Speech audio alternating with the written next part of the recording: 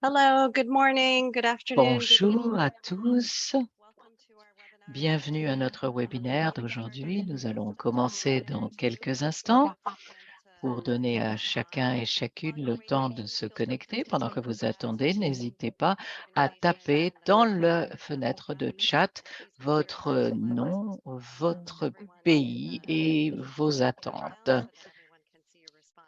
Et puis tout le monde pourra ainsi voir vos réponses. Et de nouveau, bienvenue à tous et à toutes.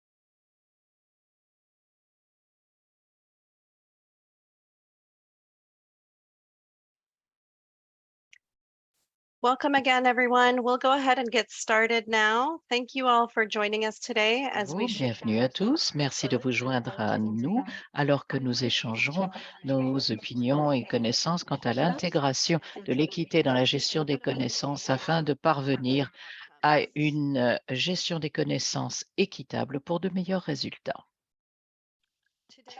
Aujourd'hui, nous avons des présentateurs qui vont s'exprimer en français comme en anglais et nous vous fournissons des services d'interprétation simultanée en français et en anglais pendant le webinaire. Nous vous demandons donc de choisir, de cliquer sur l'icône interprétation en bas de votre écran Zoom pour choisir la langue de votre choix. Vous aurez alors l'option d'éteindre le canal original. Donc, je répète, vous devez choisir une langue maintenant. Ma collègue Nathalie va également vous donner un lien qui permettra à ceux d'entre vous qui le souhaitent de suivre les diapositives en français alors que nous les affichons en anglais. Donc, si vous cliquez sur le lien que vous envoie Nathalie, vous pourrez suivre les diapositives en français. Nous allons parler un petit peu plus lentement pour permettre à nos interprètes de transmettre votre message et nous ferons une légère pause lors du passage d'une diapositive à l'autre.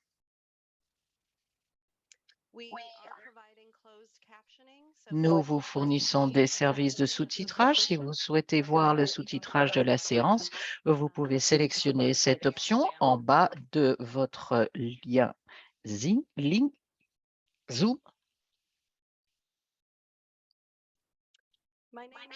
Je m'appelle Rouaïda Salem, je suis chargée de programme principal au Centre de Johns Hopkins pour les programmes de communication. Je suis également la responsable du programme de Knowledge Success. Je travaille en étroite collaboration depuis plusieurs années avec le docteur Lata Narayanaswamy et Rihanna Thomas. Rihanna est un responsable technique chez FHI 360 et travaillons toutes les deux pour le projet Knowledge Success. Lata est un professeur adjoint de politique et développement mondial de l'Université de Leeds au Royaume-Uni. Ses domaines de spécialisation sont le développement de la décolonisation, le genre et le développement, la connaissance, le pouvoir et les sociétés civiles.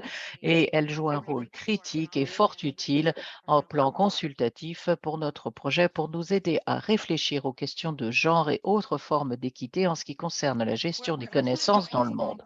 Nous avons également avec nous aujourd'hui 3 autres membres du panel très éminents. Irene Alaiga, qui est avec KM Coms, elle est responsable du projet KM Coms pour l'Afrique de l'Est à Amref.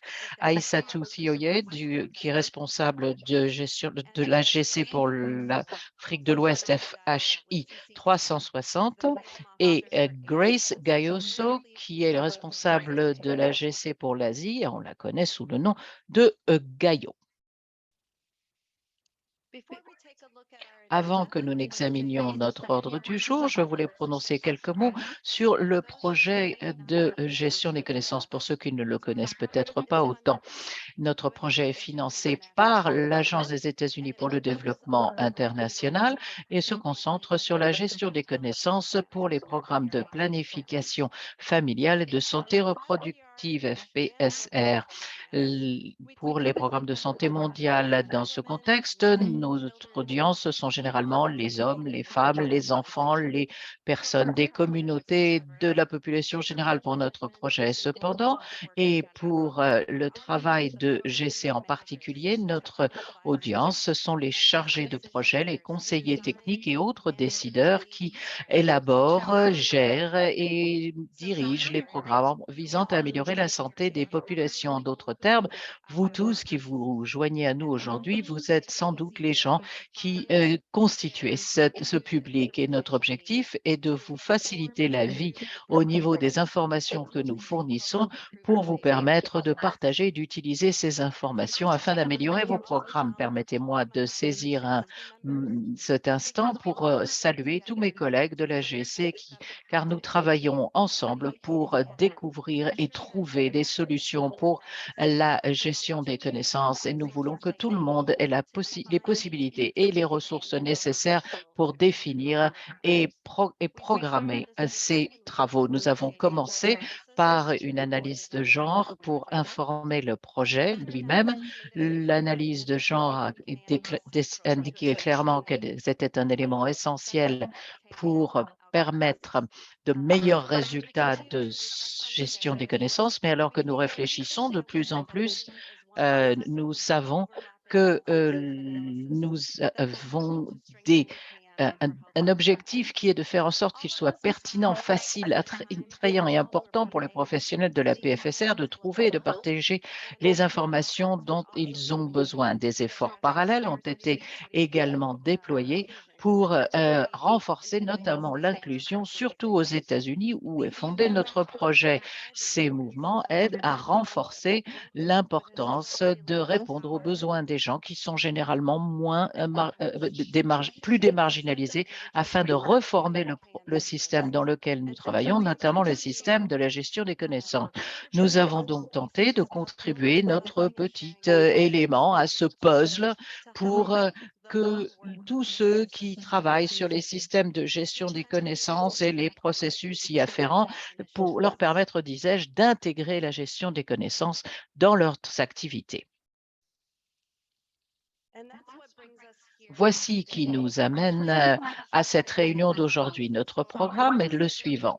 Nous avons un webinaire de 90 minutes. Cela vous semblera peut-être long, mais les sujets que nous couvrons sont très importants, donc il ne nous sera pas possible de tout traiter en profondeur. Le docteur Lata Nayaswamy va commencer en nous présentant un survol des perspectives historiques et contemporaines de la gestion des connaissances et ma collègue Rihanna examinera la manière dont, en tant que projet, nous définissons l'équité dans la GC et présenter des outils pratiques que nous utilisons pour intégrer l'équité dans les initiatives de GC. Puis nous nous tournerons vers les membres du panel qui nous parleront des défis communs auxquels ils se sont heurtés dans leurs différentes régions pour ce qui est de l'intégration de l'équité dans la GC et nous dire comment elles ont procédé pour les surmonter. Puis à la fin, nous aurons des questions et des réponses, mais nous vous encourageons à taper vos questions dans la boîte de chat pendant la réunion. Dans la mesure du possible, nous y répondrons immédiatement et nous répondrons à d'autres questions à la fin du webinaire.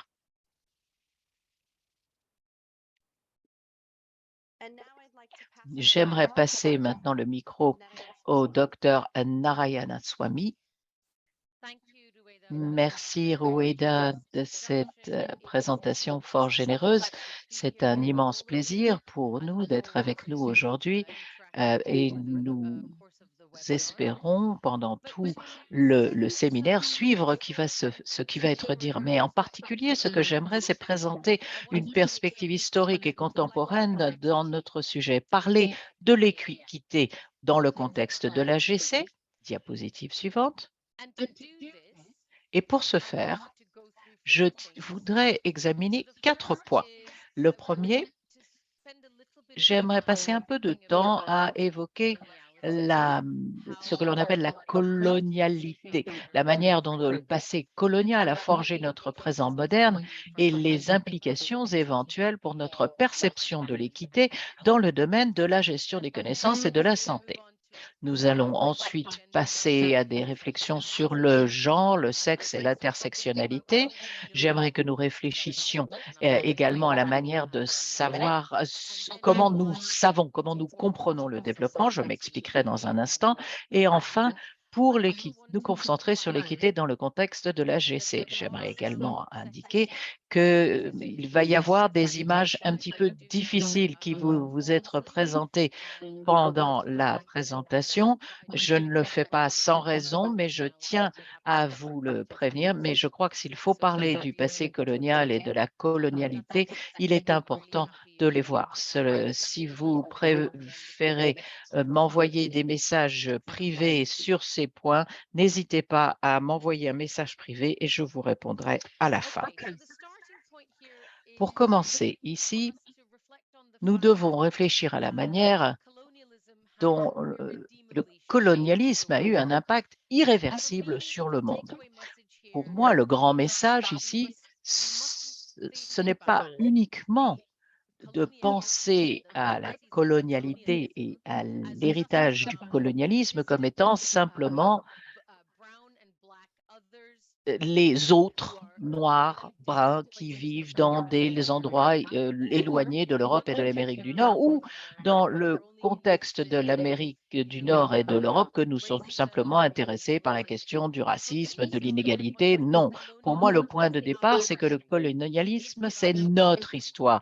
Elle concerne tout le monde. Et nous devons reconnaître les continuités dans la manière dont nous connaissons le monde et la manière dont le colonialisme a forgé ce monde. C'est ça mon point de départ. Il ne s'agit pas de l'histoire de quelques personnes dans le monde, c'est une histoire que nous partageons tous.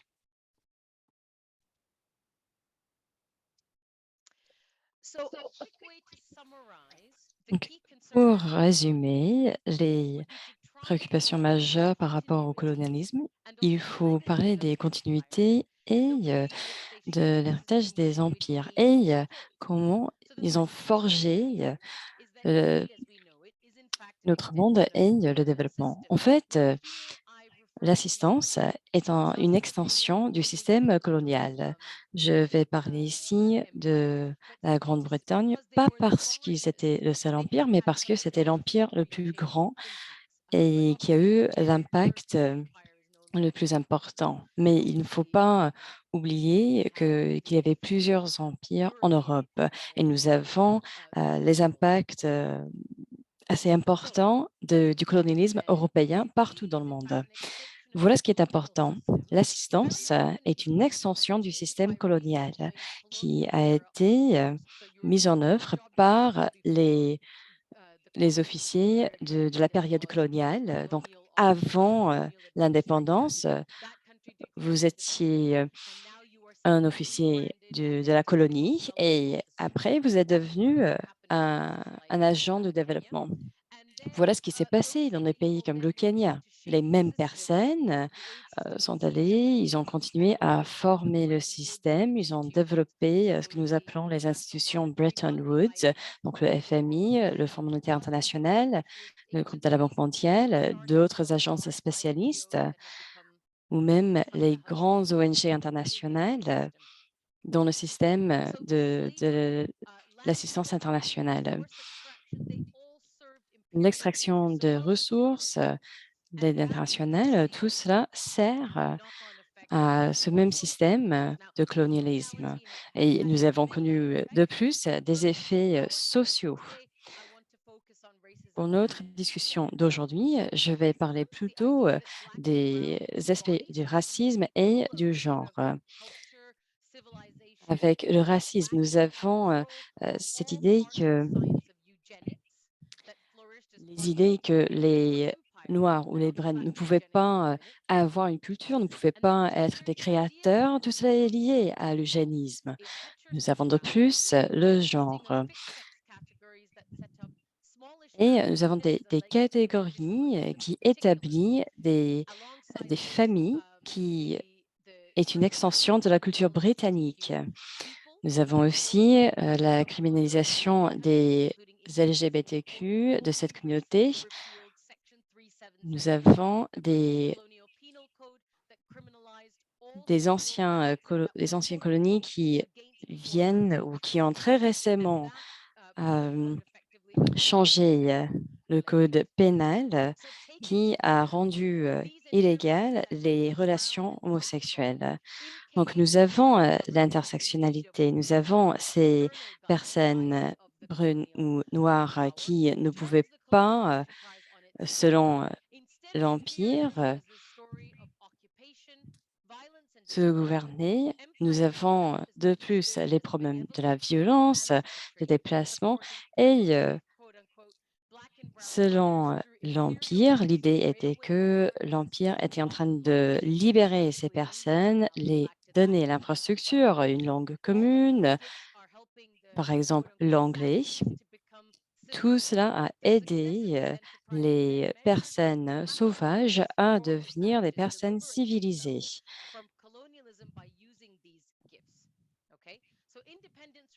Donc, l'indépendance du colonialisme et l'indépendance pour ces anciennes colonies ont été données selon l'Empire par les Britanniques, par exemple. Mais quelles sont les implications pour nous aujourd'hui et quelle est la pertinence de ces questions quand nous réfléchissons à l'équité et la gestion des connaissances?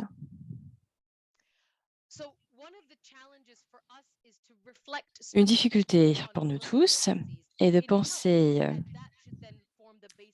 aux impacts du système colonial sur la santé. Donc, il faut penser à l'équité dans le contexte de la l'AGC et dans le domaine de la santé. Pour commencer, il faut reconnaître, dire que la médecine occidentale, avec une grande définition, il faut reconnaître que la médecine a fait des choses incroyables, c'est vrai. Mais il y a une histoire difficile de la médecine occidentale. Et ce passé colonial a des retombées de nos jours. Nous avons d'abord l'eugénisme qui, auparavant, était appelé comme la science des races. Cela a justifié des choses qu'on a fait, cette différenciation des races. Et en particulier, on a créé une hiérarchie des races avec les Blancs comme les plus importants. Donc, nous avons les Blancs qui sont les plus importants, qui sont aussi la norme. Nous avons plusieurs langues dans des pays. J'habite au Royaume-Uni. Nous avons des langues, nous avons des termes comme les Noirs, les personnes noires et les personnes de couleur. Et on peut dire que nous avons des programmes qui sont axés sur des personnes de couleur, mais cela veut dire qu'on va supprimer les personnes blanches parce que on les rend invisibles. Mais cette hiérarchie et les blancs sont toujours importants, surtout quand on parle du séance de l'eugénisme et de cette hiérarchie qui a été créée par les blancs. Et on continue à voir et à sentir les impacts dévastateurs de ce système. Voilà un moyen que cette colonialité a des effets sur nos pensées. sur la santé. Mais il faut penser non seulement à cela, mais aussi à l'intersectionnalité, les interactions entre la classe, le racisme. Donc, nous avons des minorités qui ont été des populations pauvres en Angleterre, mais aussi dans les colonies. Nous avons la pauvreté, le racisme.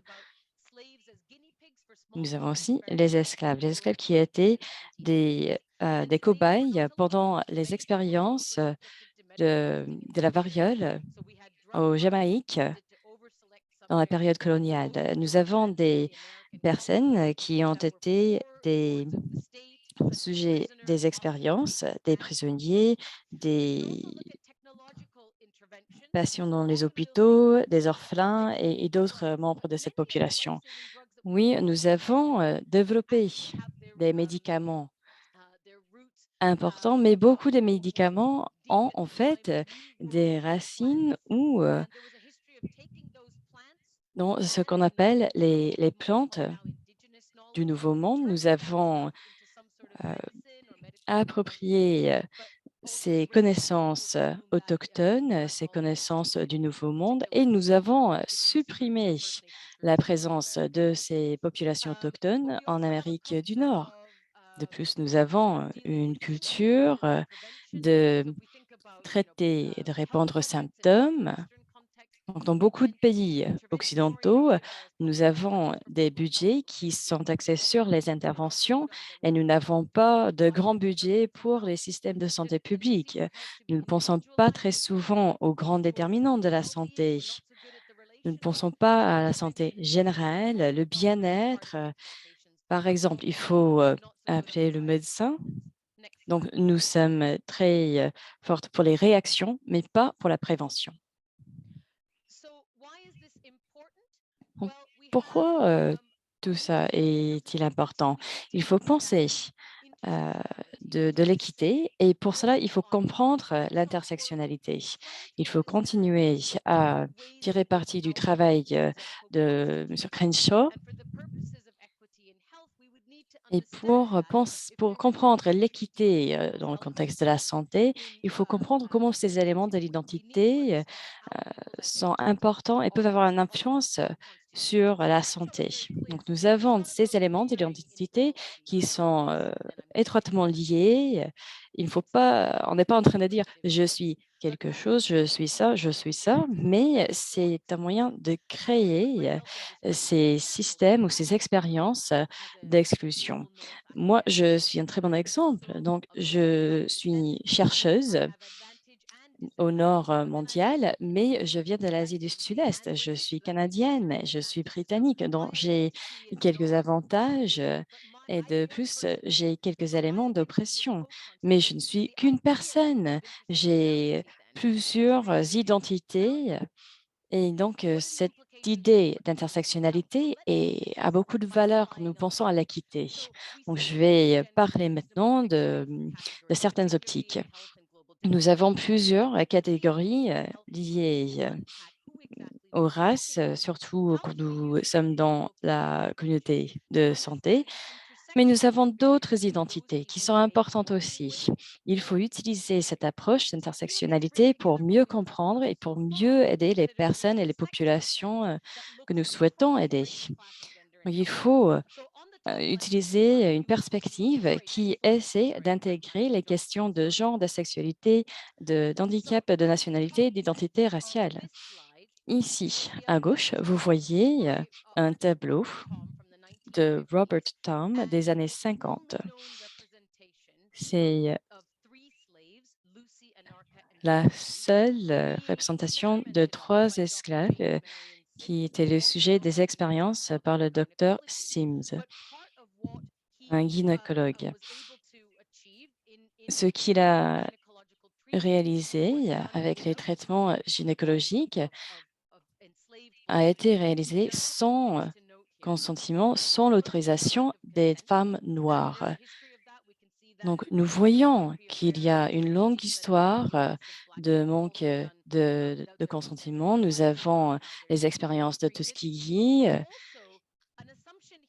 où les hommes n'ont pas été traités comme il fallait.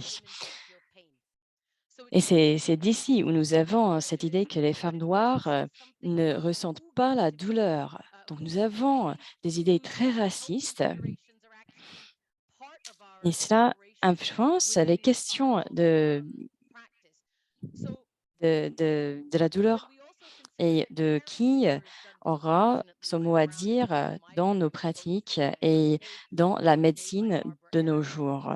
Nous avons aussi un article de Dr. Ehrenreich. Nous voyons l'héritage, nous voyons les effets de tout cela. Nous l'avons vu pendant la pandémie avec la réaction à la COVID-19. Vous avez un reportage sur les effets de la COVID-19 sur les populations noires, latino et autochtones et d'autres personnes de couleur. L'impact était plus fort sur ces populations. Il faut comprendre qu'il y a des questions d'identité raciale et du genre. Donc, il faut comprendre l'intersectionnalité de ces identités. Nous avons ces idées des différences sur les populations différentes. Pendant la pandémie, il y avait une discussion à la télé française de Jean-Paul Mira, qui était chef des urgences à l'hôpital de Paris. Ce monsieur a dit, il peut provoquer, il parle des expériences pour les médicaments. Il a dit peut-être cela peut provoquer une polémique, mais on devrait faire cela plutôt peut-être en Afrique où il n'y a pas de masque.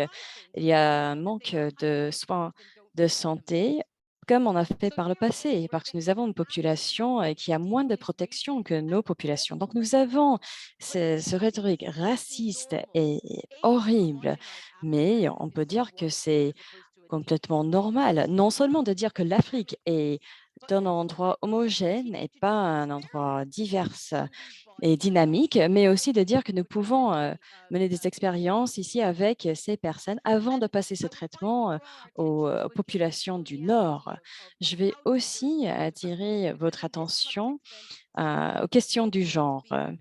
Il y a des idées que on ne peut pas, il y a des personnes qui ne peuvent pas être des femmes. Donc, si vous êtes cis et hétéro, cela veut dire que vous êtes des femmes à la naissance. Nous avons, oui, la santé reproductive, mais nous avons ces programmes qui existent seulement pour les femmes et les femmes qui sont plutôt jeunes. Nous ne parlons pas des femmes plus âgées ou des personnes LGBTQI, des travailleuses de sexe ou ceux qui ne veulent pas avoir d'enfants.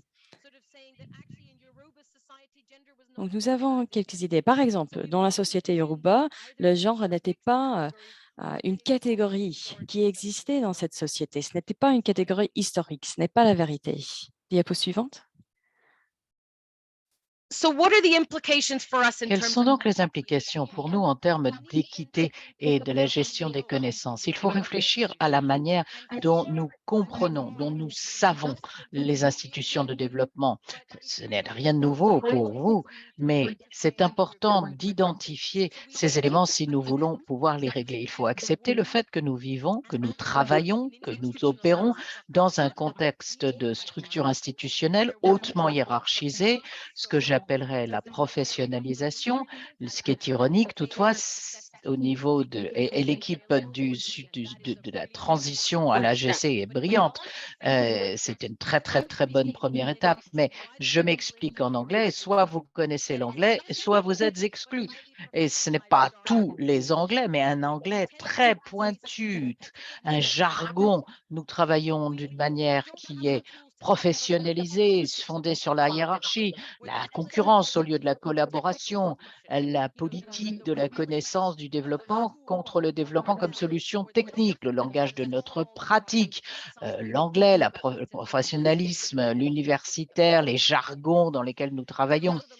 Il y a, comme je viens de le dire, la question de l'anglais, cet anglais professionnalisé, ce jargon anglais et cette tendance à avoir un cadre universel. Donc, les STD sont un excellent exemple. Nous et les ODD sont l'exemple à suivre. On sait ce que représente le bonheur selon l'hémisphère nord. Nous utilisons des abréviations qui permettent une homogénéisation des tendances aux labels ou aux catégories de développement. L'Afrique, par exemple. Alors, je vais conclure pour commencer la conversation sur l'importance de l'équité dans la l'AGC. Je suis toujours préoccupée par cette question et je suis très enthousiaste à l'idée du fait que les objectifs de la l'AGC permettent d'avoir une discussion vraiment mondialisée, globalisée pour arriver à la société que nous recherchons. Ceci exige toutefois une réflexion constante sur ce que nous cherchons, nos objectifs, ce que nous choisissons de présenter, la manière dont nous le faisons et puis bien sûr une codification. Il faut envisager les implications de la méthodologie, mais aussi les choix, en particulier de la santé et les éléments qui sous-tendent ces points. Donc, lorsque nous parlons de ces voies, elles n'existent pas séparément du reste du monde. Elles ne représentent pas des formes de vie différentes. Je m'intéresse aussi à la question de la puissance et du colonialisme. Pouvons-nous comprendre quel est le rôle du colonialisme en termes d'autorité dans notre monde? Par exemple, pensez à la manière dont on pense au Grand Sud. Le Grand Sud peut avoir des éléments locaux, alors qu'il n'y a que le Grand Nord qui peut avoir une vision plus générale. Donc, comme je suis invité des deux côtés, je peux avoir des grandes idées sur les questions mondiales, mais si vous êtes du Grand Sud, vous ne pouvez parler que de vos petits éléments, votre petite région du monde. Les éléments du Grand Sud, y compris les éléments avec lesquels nous sommes en interaction, ce sont les détenteurs du savoir. Et ils ont aussi quelque chose à dire concernant le Grand Nord. Si nous réfléchissons de cette manière, nous pouvons commencer à décortiquer ces éléments, penser à la colonialité des opérations dans lesquelles nous fonctionnons au quotidien. C'est une question très importante pour ceux d'entre nous qui travaillent dans la décolonisation, comme on dit. Cela fait partie de notre voyage commun. Pourquoi est-ce important pour l'équité dans la GC et dans la santé, dans l'espace dans lequel nous intervenons, et comment nous assurer que c'est pertinent pour tous? Je vais m'arrêter ici. J'espère que je n'ai pas trop dépassé les délais qui m'avaient été impartis, mais si vous avez des questions, je vous en prie, notez-les dans la fenêtre de chat. Ce n'est que le début de la conversation. C'est un processus, non pas un résultat. J'ai couvert un grand nombre de points. Il y a encore beaucoup de discussions à avoir. Donc, tapez vos questions dans le chat et je répondrai à toutes les questions possibles aujourd'hui. Celles auxquelles je ne pourrais pas répondre maintenant, je répondrai à la fin de la réunion. Et je donne maintenant la parole à Rihanna. Merci, Lata, d'avoir jeté les bases, les fondements de la discussion. Je vais parler de l'équité dans la gestion des connaissances et la manière dont nous envisageons l'intégration de l'équité dans l'AGC. Avant de plonger dans ce que signifie la gestion des connaissances, examinons un instant pour nous assurer que nous comprenons tous quant au sens de gestion des connaissances. Chez Knowledge Success, nous définissons la gestion des connaissances comme un processus systématique de collecte du savoir et de connexion des gens afin qu'ils puissent agir de manière efficace et efficiente dans leur travail. Nous estimons que la connaissance est l'un des plus grands atouts qui permettent de relever les défis mondiaux de la santé. Ce que nous savons a un impact sur les actions que nous prenons et comment nous pouvons gérer la connaissance va avoir un impact sur les particuliers, les programmes et en fin de parcours, les systèmes de santé. La gestion des connaissances peut aussi améliorer la coordination et renforcer renforcer un apprentissage significatif chez les professionnels de la santé, ce qui permet une réévaluation des résultats de santé. Un grand nombre d'entre nous pratiquent la gestion des connaissances au quotidien sans même s'en apercevoir. Chaque exemple que nous avons donné, chaque professionnel collecte des informations et la gestion des connaissances ou GC permet aux praticiens de partager, d'appliquer leurs connaissances dans leur travail et le résultat. C'est une population active plus efficace, de meilleurs services de santé et des vies plus longues et plus saines. Examinons maintenant la question de l'équité. Un grand nombre d'entre vous connaissent déjà le sens de équité et santé d'après l'OMS.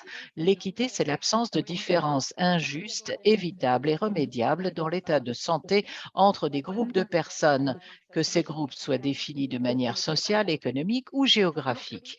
L'équité au niveau de la santé est obtenue lorsque chacun peut atteindre son plein potentiel en matière de santé et de bien-être. Il y a bien des points de vue sur les images qui existent aujourd'hui pour aujourd'hui. C'est un rappel de la différence entre l'égalité et l'équité. Avec l'égalité, tout le monde est traité de manière égale, mais avec l'équité, ce qui compte, ce sont des résultats égaux et nous reconnaissons qu'il faut parfois, dans certains groupes, plus de justice et plus de ressources pour atteindre les mêmes résultats, pour lutter contre la discrimination, la pauvreté et d'autres obstacles majeurs. Passons maintenant à l'équité dans la gestion des connaissances pour les programmes de santé au niveau de la gestion des connaissances. Pour nous, l'équité, c'est l'absence de différences injustes, évitables et remédiables dans la création, l'accès, le partage et l'utilisation des connaissances entre les groupes de membres du personnel de santé, que ces groupes soient définis sur le plan social, économique ou environnemental. Est-ce que ça vous dit quelque chose? Nous en remettons beaucoup à la définition de l'OMS. Le but, c'est que le programme doit atteindre les objectifs qui sont profondément ancrés dans l'inéquité. L'équité est obtenue lorsque les différents groupes ont les informations, les données, les possibilités, les compétences et les ressources dont ils ont besoin pour définir et participer à l'accès, la création, le partage, l'utilisation des connaissances, tout ceci afin d'améliorer les programmes de santé. Alors, comment la gestion équitable des connaissances peut-elle améliorer la santé mondiale? Pour nous, il s'agit d'outils qui nous permettent d'atteindre des systèmes de GC qui sont positifs et avec de bons résultats. Cela veut dire que nous incluons volontairement tous les membres de la population active dans la GC et prendre en considération leurs opinions, leurs idées, leurs expériences et d'inclure les personnes qui sont dans des positions de décision, de prise de décision. Ceci nous permet de changer et de passer de transmettre de passer du pouvoir à l'action, le pouvoir avec les autres pour mener une action collective, le pouvoir intérieur pour reconnaître sa propre valeur et sa capacité d'action. Ces structures de pouvoir partagées et les approches inclusives permettront de créer des interventions de GC et des programmes mondiaux plus efficaces et déboucher sur des programmes de santé plus sains.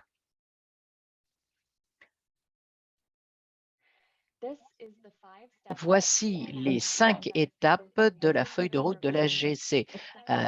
Il s'agit d'une optique d'équité à toutes les étapes de la feuille de route de la gestion des connaissances, ainsi que dans le système et les processus de gestion des connaissances au sens large. Nous nous en servons pour intégrer l'équité dans la GC et avons inclus l'équité à chaque étape. Vous pourrez trouver des informations plus détaillées dans les 2 liens qui sont indiqués ici.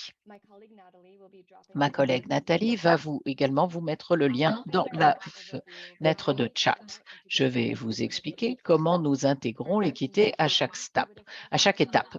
Au niveau, première étape, évaluation des besoins. Les besoins peuvent varier selon les intersections des identités qui souffrent d'inéquité, quels sont les processus qui ne sont pas assurés de manière équitable. Lorsque nous parlons d'intersection au niveau des différentes positions, il s'agit de ce concept d'intersectionnalité qui a un impact sur les communautés, les besoins de communautés spécifiques. Une fois que vous avez évalué les besoins du point de vue de l'équité, vous élaborez des stratégies qui permettent de régler les problèmes en fonction des besoins identifiés. Enfin, la mobilisation et la mise en œuvre de la feuille de route en apportant les modifications nécessaires et les ajustements nécessaires selon les besoins. Nous avons donc deux grands outils qui peuvent nous aider dans ce processus.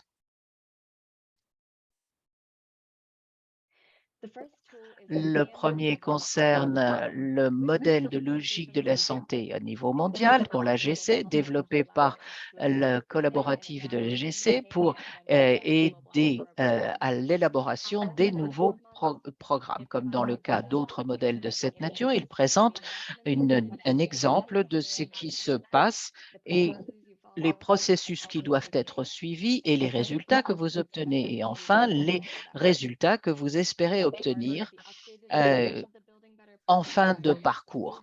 Un élément important inclut une mise à jour de ce modèle de logique avec des considérations d'équité qui sont intégrées. Les considérations d'équité sont situées à tous les niveaux, ce qui fait que la diapositive suivante va vous montrer comment cela s'applique à chaque étape. Dans le cas de chaque étape du modèle logique, nous notons comme le rôle joué par l'équité et ce que pourrait demander un membre des services de santé lorsqu'il en est à ce stade de l'AGC. Il ne s'agit pas d'une liste de questions exhaustive, mais plutôt de quelques exemples des éléments concernant l'équité qui peuvent venir à l'esprit.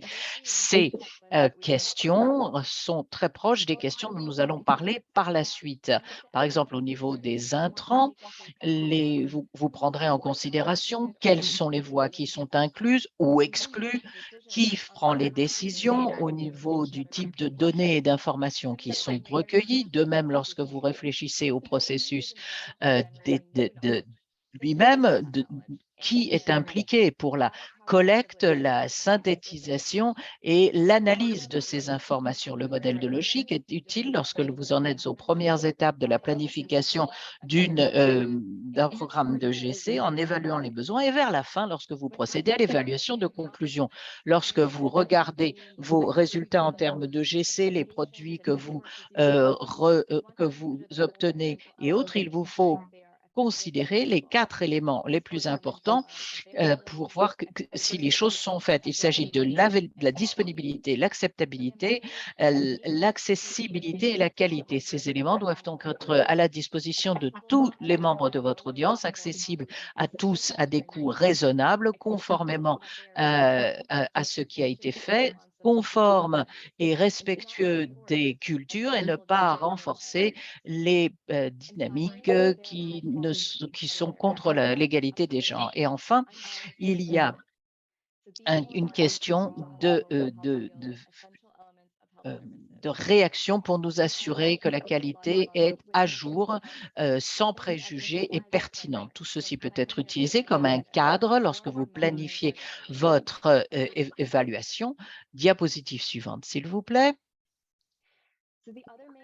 Le dernier outil que nous avons créé autour de la gestion des connaissances avec l'équité, c'est la manière de les mettre en œuvre. Et il s'agit de quelque chose que les propres membres de nos projets ont examiné. Nous avons parlé avec d'autres organisations pour voir si ce genre d'outils leur serait utile. Nous voulons remercier en particulier les très nombreuses personnes qui ont examiné cette liste de pointage et la transformer en ce qu'elle est aujourd'hui. Il s'agit d'un document dynamique car nous continuons à apprendre. La liste de pointage qui s'aligne, qui est créée, s'aligne sur la feuille de route de la GC et est censée être utilisée par les équipes des programmes de santé à l'échelle mondiale responsables de la mise en œuvre et de la supervision des initiatives de GC dans le contexte de l'équité afin de déterminer où l'on peut se concentrer pour obtenir des résultats plus équitables. Nous devons donner davantage de contexte à chaque question et pour le modèle logique de l'AGC, on se concentre sur l'équité. La liste de pointage donne davantage d'informations en plus du modèle de logique. Il s'agit donc de deux éléments complémentaires. La liste de pointage est particulièrement utile lorsqu'elle est utilisée pour préparer et élaborer le travail avant la mise en œuvre de l'initiative de GC dans un contexte de programme santé mondiale, afin que vous puissiez planifier pour l'équité et le succès dès le début. Mais elle peut être aussi utile pour la réflexion pendant la mise en œuvre d'une initiative de GC et Nathalie va vous donner les liens qui vont vous être utiles. Je redonne maintenant la parole à Roaïda.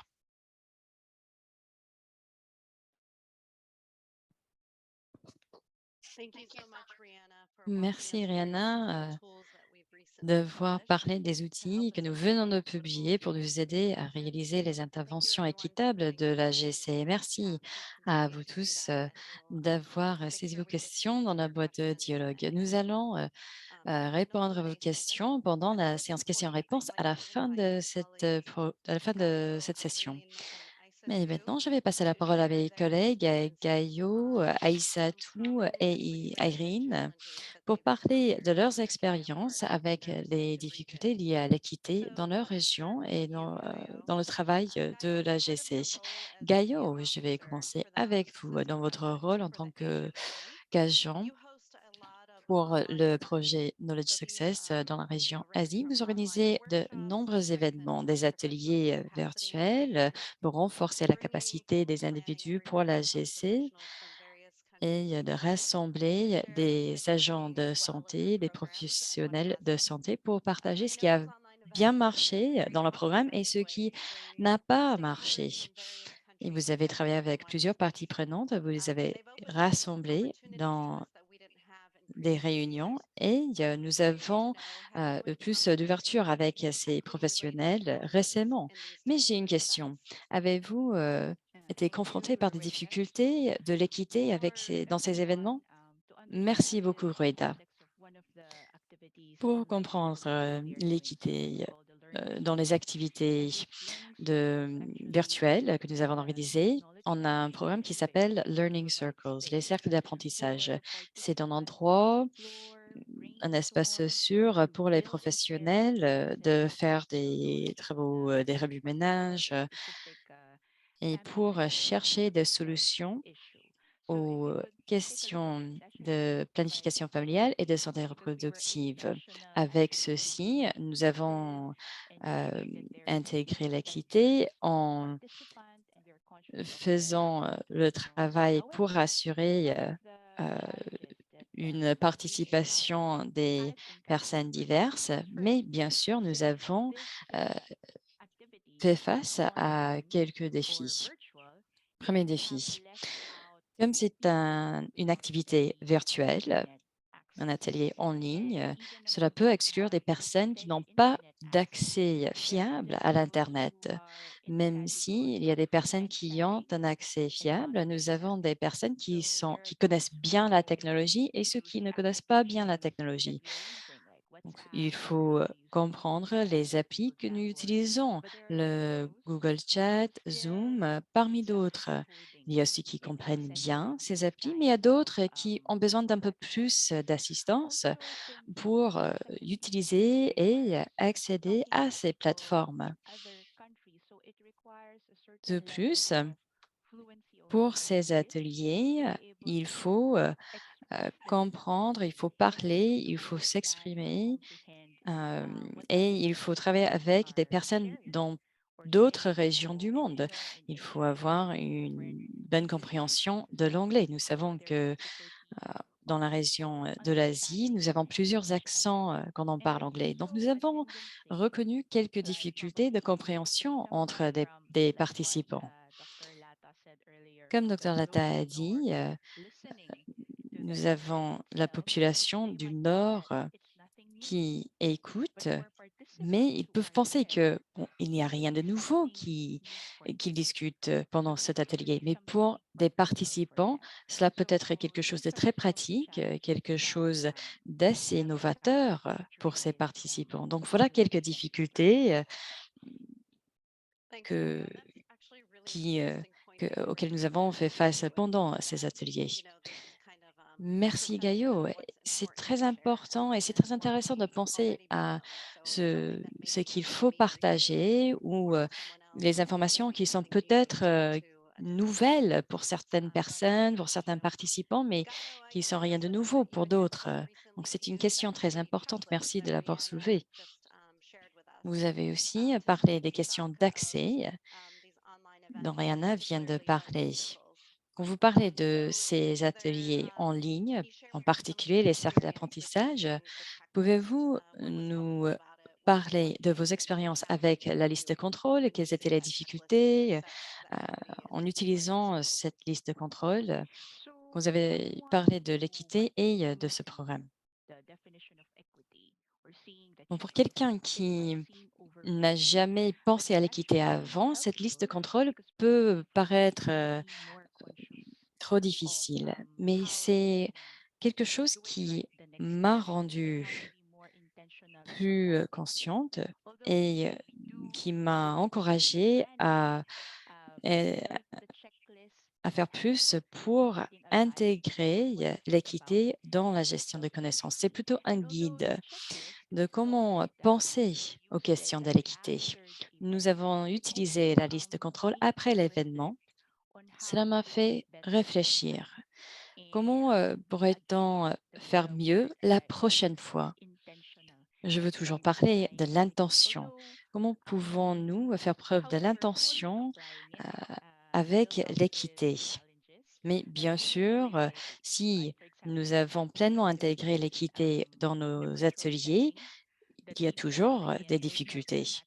Comme j'ai dit, nous utilisons euh, le virtuel pour organiser ces ateliers et nous ne pouvons pas améliorer l'accès à l'Internet pour certaines populations. Avec les cercles d'apprentissage, nous avons regardé la liste de contrôle et nous nous sommes rendus compte du fait qu'en fait, oui, nous avons fait du bon travail pour avoir plus d'équité. Nous avons réfléchi aux questions de pouvoir, à l'inclusion. Avec la liste de participants, nous avons dit, il faut aussi sélectionner des responsables de programme, des personnes qui jouent le rôle d'intermédiaire.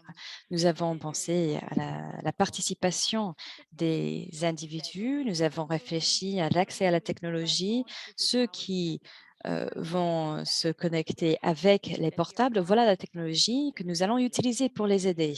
Donc, cela nous a fait réfléchir un peu mieux cette liste de contrôle. Nous avons allé un peu plus profondément dans ces questions, des questions d'accessibilité, par exemple, cette question de connexion fiable. Par exemple, nous avons aussi assuré l'interaction, étant donné la diversité des participants. Nous avons aussi réfléchi aux questions de fuseau horaire, des dates. N'avons pas voulu choisir une date qui est un jour férié pour certaines populations, pour un pays, pour une région. Donc, chaque fois que nous allons utiliser des images, des citations des participants, nous avons bien sûr demandé l'autorisation de l'utilisation des participants. Donc, c'est une liste de contrôle qui nous a aidés à toujours penser à l'équité dans l'organisation des programmes, mais aussi à la fin de penser à l'équité en réfléchissant à comment améliorer le programme et à l'évaluation du programme. Nous avons aussi pensé à l'équité dans la GC avec ceux qui ont organisé. Nous avons aussi pensé à l'utilisation d'autres langues, non seulement l'anglais et le français pour ce programme, mais aussi la langue des signes pour des personnes porteuses d'handicap. Nous avons pensé de plus à comment nous pouvons améliorer l'équité en utilisant les indicateurs spécifiques pour l'équité dans la gestion des connaissances. Merci Gaïo. Oui, ça fait beaucoup, mais voilà la raison d'être de la liste de contrôle, parce qu'il y a beaucoup d'éléments quand nous pensons à l'équité, mais voilà ce qui est très utile de cette liste de contrôle. Il faut penser, il faut utiliser plusieurs perspectives différentes.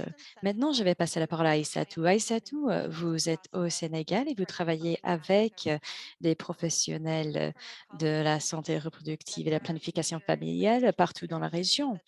Nous savons qu'il y a quelques questions linguistiques que le domaine devrait prendre en compte. Pouvez-vous penser à quelques difficultés auxquelles vos collègues francophones ont fait face dans leur travail de la gestion des connaissances? Merci beaucoup, Roaïda. Je pense que, comme vous venez de le dire, en Afrique de l'Ouest francophone, nous avons une principale barrière par rapport au travail que nous faisons dans le cadre de la gestion des connaissances et même de la santé mondiale globalement. C'est la barrière de la langue, donc c'est le français. Je pense que Dr Lata l'a dit tout au début, on peut tous remarquer que la plupart des ressources sont disponibles en anglais, même si là, on est en train de faire des efforts, de penser à la traduction des ressources, mais ça ne règle pas forcément le problème. Il y a encore un gap qui est énorme parce que l'absence de disponibilité de ressources en français, cela peut également freiner la génération même de connaissances par les francophones, à force de voir tout le temps que toutes les ressources sont disponibles en anglais et que l'audience est grandement anglophone, qu'il n'y a pas vraiment tout ce dont on a besoin en français. Cela peut freiner l'ardeur des francophones. L'autre également défi, c'est même les cadres d'échange et de partage. On aura tous remarqué qu'énormément de webinaires, d'activités même en présentiel habituellement au niveau global se font en anglais, même s'il y a un effort de traduction en français. Cela n'encourage pas forcément les francophones à s'exprimer. Ils peuvent écouter, ils peuvent recevoir les informations, mais c'est également important qu'ils puissent partager leurs expériences, qu'ils puissent échanger comme il se doit. Et ce n'est pas tout le temps aisé pour eux. D'autant plus qu'on a tendance, lorsqu'on a les webinaires, à avoir des slides en anglais. C'est bien d'écouter, mais tout le monde aimerait également pouvoir être en mesure de lire ce qu'il y a dans les slides, de pouvoir avoir à l'esprit des questions à se poser. Donc, c'est énormément de défis auxquels nous faisons face. Et même dans la même région, par exemple en Afrique de l'Ouest, où nous avons des pays anglophones et francophones, cette barrière de la langue également est carrément existante, d'autant plus que beaucoup de francophones sont finalement obligés d'être dans leur coin et de faire des échanges entre eux, alors que ce n'est pas l'idéal. On aimerait avoir cet échange global, là, cet échange mondial entre différentes langues. Donc aujourd'hui, c'est vraiment une véritable barrière pour les francophones de la région.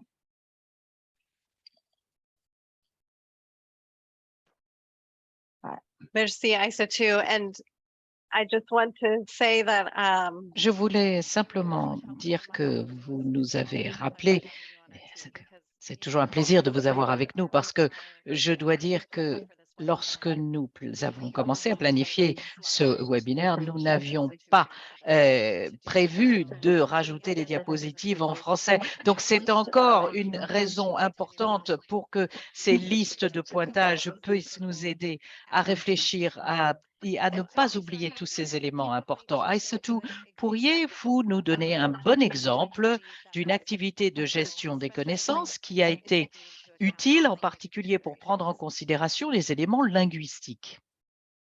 Oui, je pense que c'est avec plaisir que je vais donner un exemple. Il y a énormément d'exemples dans le cadre du projet Knowledge Success, donc dans la région. Je pense que de plus en plus, il y a cette accessibilité-là, cette disponibilité-là de ressources en français, mais également une activité assez récente que Knowledge Success a organisée et je pense qui a réellement pris en compte cette barrière de la langue. C'est le prix raciste qu'on a eu récemment entre deux pays d'Afrique de l'Ouest, notamment le Nigeria et le Sénégal sur l'auto-soin. On aura tous compris qu'il n'est pas vraiment récurrent de voir des activités interactives bilingues. C'était un réel défi. On avait également besoin de partager l'expérience d'un pays à un autre pour tirer ce pays-là vers ce succès qu'ils sont en train de vivre, notamment le Nigeria et le Sénégal. Et c'était vraiment très apprécié parce que, comme j'ai dit tout à l'heure, ce n'était pas commun d'avoir deux groupes qui sont là à échanger, l'un en français et l'autre groupe en anglais, mais c'était une activité très appréciée et je pense que c'est le genre d'initiative qu'on devrait multiplier. La langue ne devrait pas être une barrière au stade où nous en sommes. On devrait en tout cas donner l'opportunité aux francophones également de s'exprimer comme ils veulent sur des questions importantes, mais également d'avoir ces cadres interactifs entre pays de différentes langues pour le partage d'expériences également.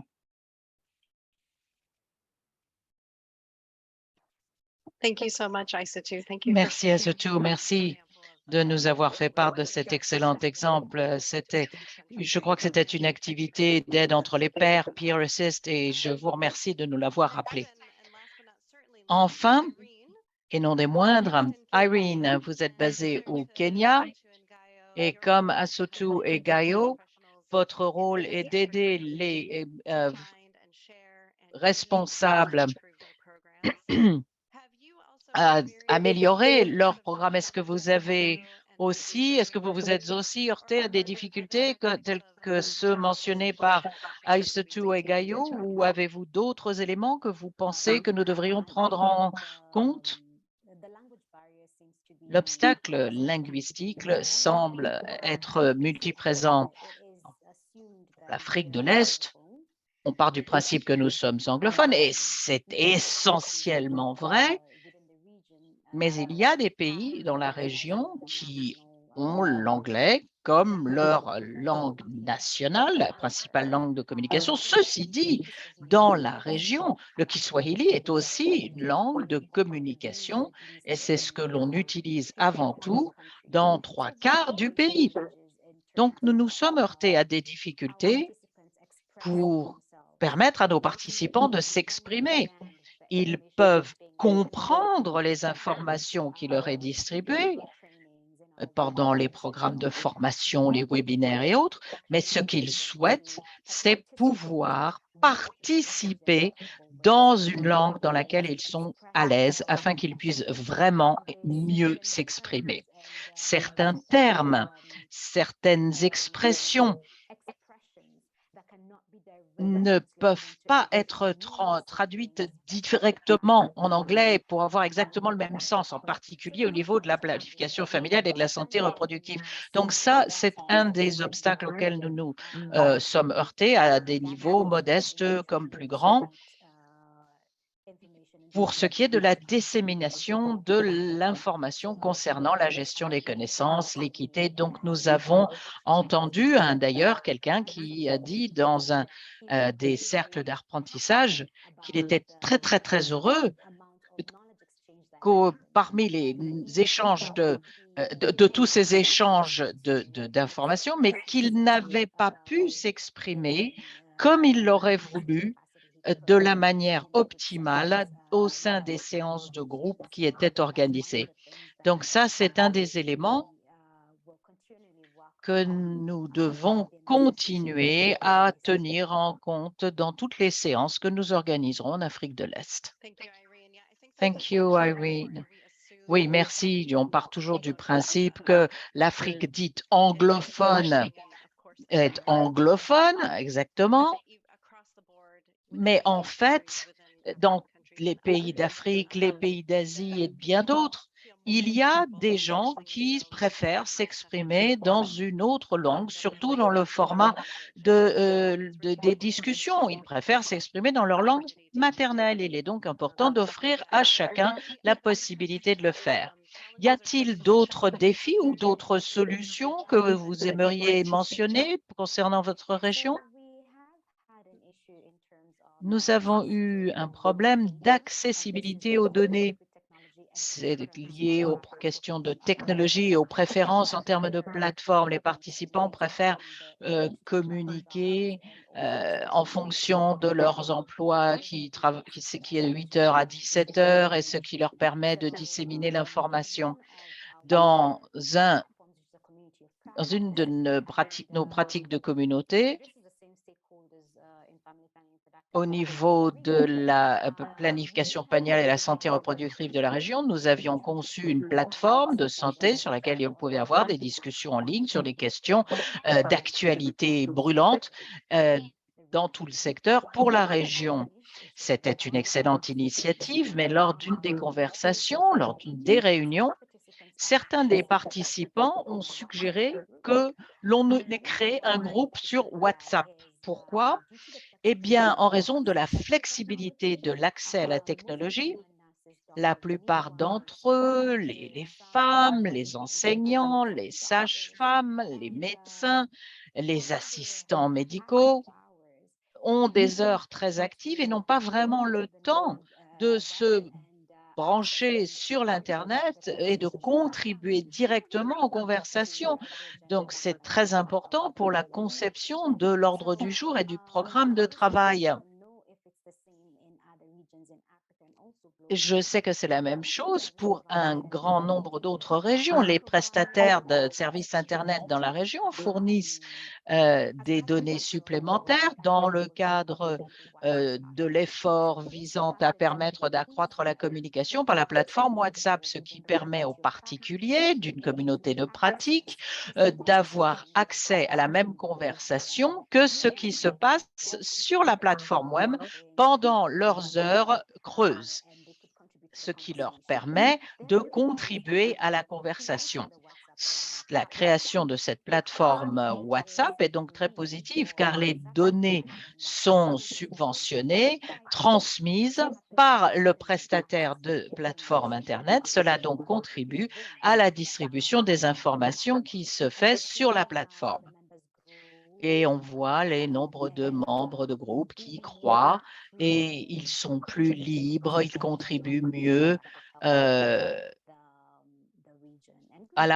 aux travaux en fonction de ce qui se passe dans la région, dans leur profession. Ils échangent leur calendrier.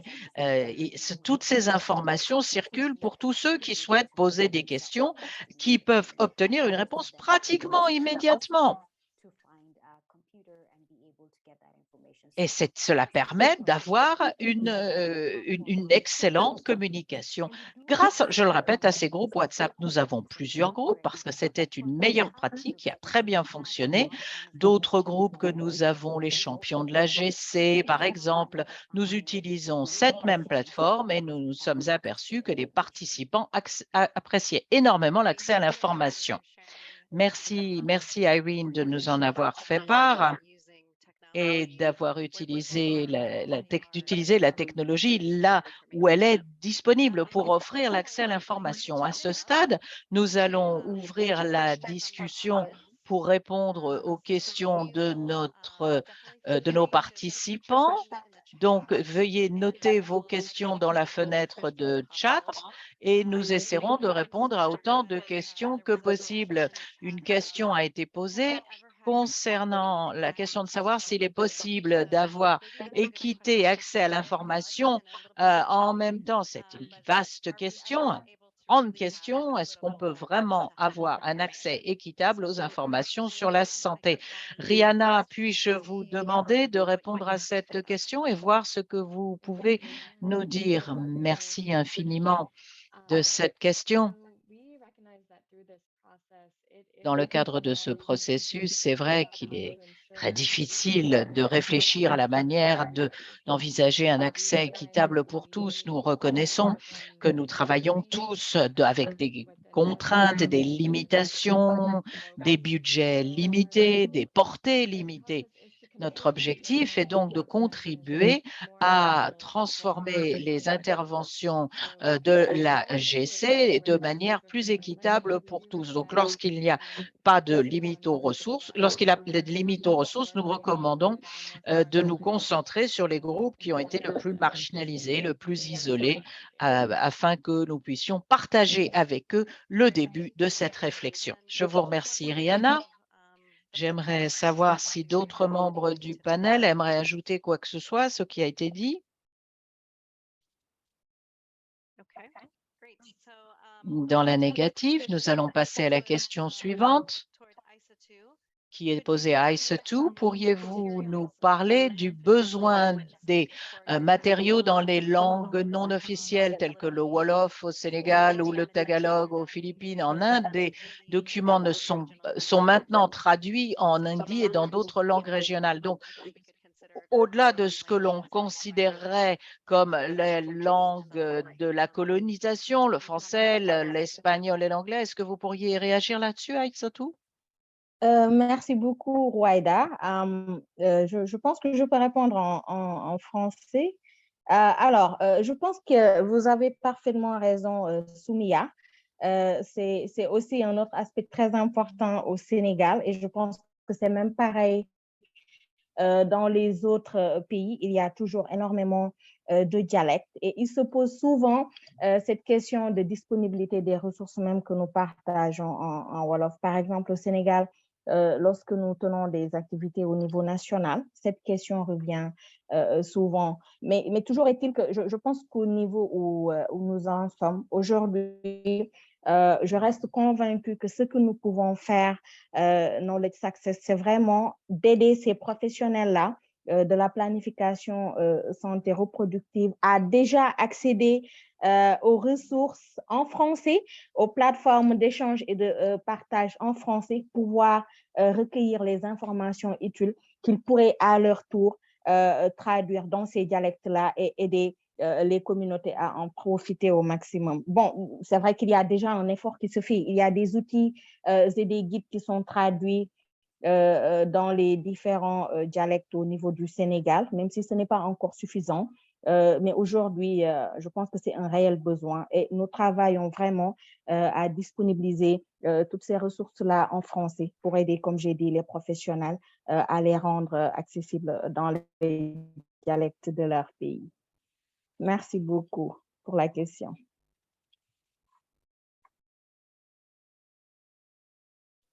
Thank you, ICE2. Merci, ICE2. Je vous remercie de cette réponse. La question suivante concerne les programmes d'hygiène menstruelle et l'implication des hommes. La plupart du temps, les partenaires et les projets fournissent du matériel, mais il y a une implication minimum des hommes, mais il y a des besoins liés aux adolescents.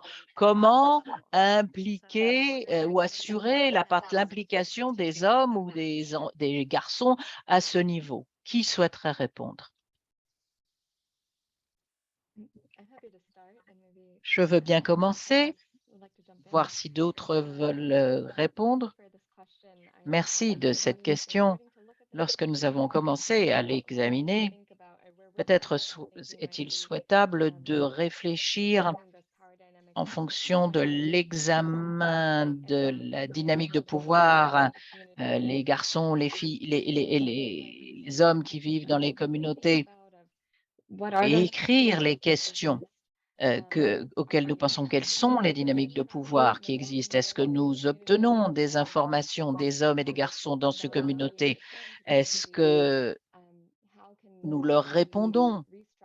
Comment restructurer ces instructions afin d'être plus équitable? Je ne sais pas si j'ai répondu à la question, mais c'est le genre de choses auxquelles nous réfléchissons pour essayer de passer sur la puissance sur des particuliers à la puissance avec des particuliers. Et comment nous pouvons impliquer les garçons et les hommes particuliers qui ne sont à l'heure actuelle pas entendus. Peut-être est-ce là une autre question que nous pouvons commencer à nous poser. Merci Rihanna. Oui, il est toujours très utile de continuer à penser avec cette optique, cette perspective intersectionnelle et de penser aux difficultés spécifiques en essayant de toujours garder à l'esprit les besoins des différents groupes de personnes. Y a-t-il d'autres personnes qui aimeraient ajouter, qui aimeraient compléter la réponse? Oui, moi. Récemment, en fait, c'est le sujet en Asie. Comment impliquer les hommes et les garçons dans la planification familiale et la santé reproductive? Que pouvons-nous faire pour assurer l'implication des garçons et des hommes? Donc, les conseils que je vais présenter maintenant ne vient pas de moi-même, mais des participants de ce cercle d'apprentissage. Il faut comprendre la situation du point de vue des hommes et des garçons. Il faut aussi comprendre leurs besoins. Il n'y a pas beaucoup d'agents de santé au niveau communautaire qui sont des hommes. Donc, si ce serait possible d'avoir des agents hommes plus souvent ou même de mettre un accent sur les avantages de comprendre les questions d'hygiène. Il faut aussi comprendre quels sont les avantages pour les garçons et pour les hommes. Il faut penser à la création d'une plateforme qui sera plus intéressante pour les hommes, pour les garçons, d'utiliser un vocabulaire masculin pour parler de ces questions de la santé reproductive. Donc voilà quelques conseils. Vous pouvez voir plus d'informations dans un article qui sera publié bientôt sur le site web de Knowledge Success. Très bien, merci Gaïo. C'est bien de savoir que vous êtes déjà en train de parler de ce sujet dans la région. Prochaine question de Paul Atman qui aimerait savoir comment encourager l'utilisation des matériaux de la GSC, de les adapter aux contextes locaux et les traduire dans des langues différentes sans problème des droits d'auteur. Je vais commencer et je vais vous donner la parole pour compléter la réponse. Mais d'abord, il faut savoir que dans le domaine de la santé mondiale, nous sommes souvent très ouverts en voulant partager les informations, en voulant encourager l'utilisation, l'adaptation de ces matériels. Donc, nous souhaitons que vous preniez ces matériels et que vous pouvez les adapter à votre propre situation, mais nous vous encourageons à parler avec l'auteur et à demander l'autorisation de réutiliser les matériels. Dans nos expériences, nous publions par exemple le guide de planification familiale qui a été traduit dans plusieurs langues par notre organisation, mais il y a quelques langues qui en et ce sont des individus qui ont traduit ce guide parce qu'un individu nous a demandé: «Est-ce que je peux traduire ces informations?» Et nous l'encourageons, nous apprécions ses efforts parce que nous voulons que ce guide soit disponible dans autant de langues possibles et que ce soit disponible pour autant de personnes que possible. Nous savons que nous avons une perspective limitée, nous avons, des ressources limitées, donc cela peut être difficile pour nous de traduire ce guide dans toutes les langues possibles, mais je vous encourage et j'encourage les personnes qui aimeraient traduire des matériels à demander l'autorisation de l'auteur. Bien sûr, il y a toujours des questions de qualité pour assurer que rien n'est perdu dans le processus de la traduction, mais je pense que c'est un objectif important. Docteur Narayana Swani. Oui, en fait, merci beaucoup pour cette réponse, mais j'ai une question de suivi. Je m'intéresse aux idées de nos membres du panel. Il y a une question de format. Nous avons des choses qui sont écrites et nous pouvons avoir une traduction, bien sûr, mais pouvons-nous penser plutôt aux ressources que nous pouvons utiliser pour distribuer des informations dans une façon différente, en utilisant des méthodes différentes? C'est une question pour réfléchir à l'approche que nous utilisons pour partager ces informations. Quel genre de choses sera utile, sera essentiel pour adapter ces distributions? Peut-être vous avez besoin des moyens de communication complètement différents pour la distribution de certaines informations. Pendant cette session aujourd'hui, nous avons plusieurs participants et si vous, les participants, vous avez des idées, vous pouvez les saisir dans la boîte de dialogue. Mais je pense que cette discussion sur la traduction est très importante, mais il faut penser non seulement à la traduction, mais aussi aux moyens de communication. J'aimerais bien savoir si les membres du panel ont d'autres solutions ou d'autres idées. Oui, merci. Si quelqu'un aimerait répondre, Erin, Oh, okay, go ahead. nous sommes rendus compte de tout cela en Afrique de l'Est. Voilà quelque chose que nous avons appris. Les récits, les narrations sont un moyen de communication très efficace dans notre région pour parler des chemins, des expériences. Et avec ceci, nous pouvons partager les informations et nous pouvons encourager nos parties prenantes. Nous les encourageons à partager leurs expériences et d'utiliser les moyens de communication différents, des vidéos, des récits oraux. Et parce que nous avons des populations qui ne savent pas lire ni écrire. Et c'est un moyen de partager les informations de façon visuelle. C'est quelque chose qui a beaucoup, qui est très puissant pour certaines populations. Donc, nous avons organisé quelques formations pour parler de moyens différents de partager ces informations et ces connaissances. Quelque chose de plus pour les questions de contexte. Avec certains programmes, par exemple les cercles d'apprentissage, nous avons pu prendre les informations, les techniques et nous les avons adaptées aux contextes locaux, aux régions et aux communautés. Donc, nous pouvons partager ces informations. Nous avons commencé avec des experts techniques et après, nous pouvons partager ces informations avec les professionnels de santé qui travaillent avec la population, avec les familles.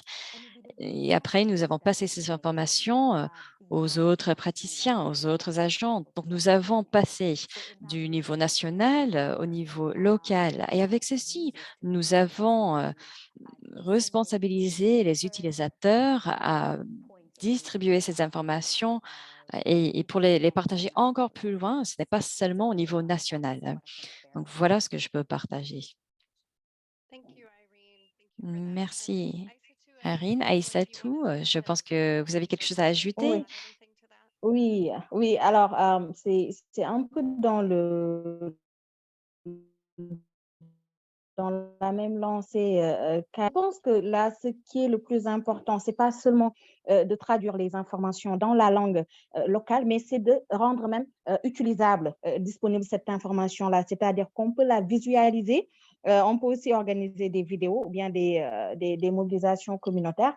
Parce que je ne sais pas si c'est la même chose dans les autres pays, mais par exemple, au Sénégal, ce n'est pas parce qu'on a une ressource traduite en français que les communautés peuvent utiliser cette ressource-là parce qu'il faut une certaine alphabétisation, pouvoir lire en Wolof pour comprendre les choses en Wolof. Donc, c'est vraiment d'utiliser d'autres moyens qui puissent permettre aux communautés de s'exprimer. Il y a les vidéos communautaires où ce sont les communautés elles-mêmes qui interprètent l'expérience dont on veut parler. Il y a les historiettes, donc la narration, un peu ce côté-là personnalisé qui fait que les populations sont plus enclins à écouter et à partager. Il y a les mobilisations communautaires, donc énormément de moyens de communication qui pourraient permettre de faire comprendre aux communautés quel est le message qu'on veut transmettre, quelles sont les informations que l'on veut transmettre. Donc, c'est juste ce que je voulais ajouter. Merci beaucoup. Thank you, Aïssatou. Thank you. I think, Merci Aïssatou, un grand merci. Et oui, je pense que tout cela nous montre qu'il est important de comprendre le public, la population, leurs besoins et de ne pas penser de notre perspective seulement. Il faut commencer avec l'évaluation de la gestion des connaissances pour comprendre la population avec laquelle nous voulons travailler. Il ne faut pas penser que nous avons un seul projet qui pourra marcher pour chaque population. Il faut travailler avec les communautés pour comprendre quels sont les moyens de communication qu'ils préfèrent, quels sont les matériels dont ils ont besoin. Il faut comprendre leurs besoins. Malheureusement, je vois que nous avons beaucoup de questions dans la boîte de dialogue, mais nous arrivons à la fin de ce webinaire et nous allons essayer de répondre à toutes ces questions par écrit. Nous allons envoyer un mail avec les réponses. Nous avons aussi vous envoyer les liens à l'enregistrement de ce webinaire ainsi que des liens aux ressources que nous avons partagées pendant ce webinaire. Je vous encourage de plus à encourager à une autre activité de Knowledge Success pour la communauté de la PFSR. Nous pensons qu'il n'est pas seulement important de partager des informations sur nos succès dans les programmes, mais aussi de parler de nos échecs. Avec ceci, nous pouvons tirer des enseignements des échecs passés. Et dans le cadre de la prochaine conférence internationale sur le planning familial en Thaïlande, nous organiserons une session au cours de laquelle un panel partagera ses expériences sur les échecs des programmes. Nous sommes également en train de développer une vidéo pour parler avec les médecins et des agents de santé pour les encourager à partager et à parler de leurs échecs. Nous pensons que ce partage devrait être quelque chose de systématique. Nous vous encourageons à être une de ces personnes qui partagent les échecs. Si vous voulez, vous pouvez enregistrer une vidéo d'1 à 2 minutes pour partager vos pensées, vos réflexions et vos échecs. Nous vous encourageons à partager ces vidéos avec le Fail Fest, la fête d'échecs, qui aura lieu pendant cette conférence internationale. La vidéo peut être très simple. Un selfie que vous faites avec votre portable, une vidéo Zoom, quelque chose de très simple. Nous allons partager le lien dans la boîte de dialogue. Vous allez le voir maintenant. Vous pouvez cliquer sur ce lien pour envoyer une vidéo. Nous attendrons avec intérêt les vidéos que vous allez soumettre.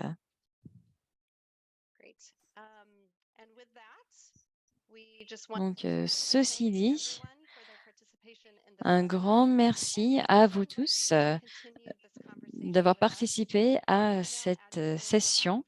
Je vous encourage tous à rester en contact.